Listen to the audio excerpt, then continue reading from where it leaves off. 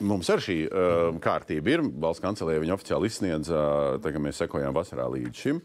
Un tur Gailīts kundzes taisnības kungam, Gailīts kundzes parakstītajā dokumentā, aprakstot nodaļā par tiem speciāliem reisiem, mēs nonākam līdz 353 punktam.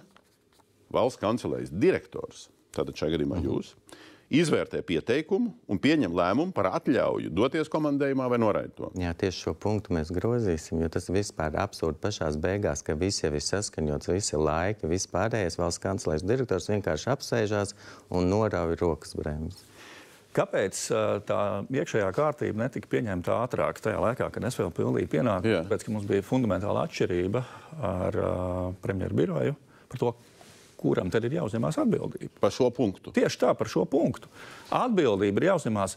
Premjeras ir tas, kurš pieņem lēmumu, vai ir spējīgs pakārtot savu kalendāru regulārajiem reisiem, vai ir gatavs upurēt kaut ko no sava komforta, no savām ērtībām, lai izmantotu regulāros reisus.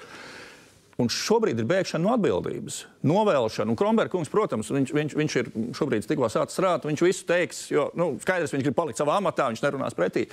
Tas bija mans pretnostatījums tajā laikā, kad es vēl biju. Atbildība ir jāuzņemās pašam premjeram. Politiķis ir tas, kuram ir jāvar pieņemt šo lēmumu un pēc tam atbildēt sabiedrības priekšā. Kāpēc? Precizējam. Jūs sakat, jums bija domstarpības ar biroju. Tad jūs bijāt uzrakstījis citu projektu ar citu redakciju. Pagājušā gada decembrī jau tas projekts tur cirkulēja e-pastos un tika pieņēmts tajā brīdī, kad es vairs nebija kanclers. Jā, bet izstāstiet, jo ļoti interesanti, kāds tad bija jūsu projekts, ko jūs paredzējāt šādu vai ko jūs paredzējāt šādā vai citā punktā? Kad atbildība uzņemas šīs politiskās amatpersonas par lēmumu pieņemšanu. Jūs piedāvājat punktu, ka premjeras lemj pats par sevi. Tas ir interešu konflikts. Bet tikai pats premjeras var pateikt jā vai nē. Kas jums atnes šo punktu, ja jūs sakat, ka birojas gribēja šādu punktu? Šis punkts jau ir pieņemts tad, kad es vairs nepildīju pienākumus. Jūsu laikā jums bija ar biroju bija domstarbības, un birojas uzstāja uz šādu punktu pēc būtības? Tas, kas ir parādījies, es nevaru komentēt šo redakciju. Redakcija ir apstiprinājusi...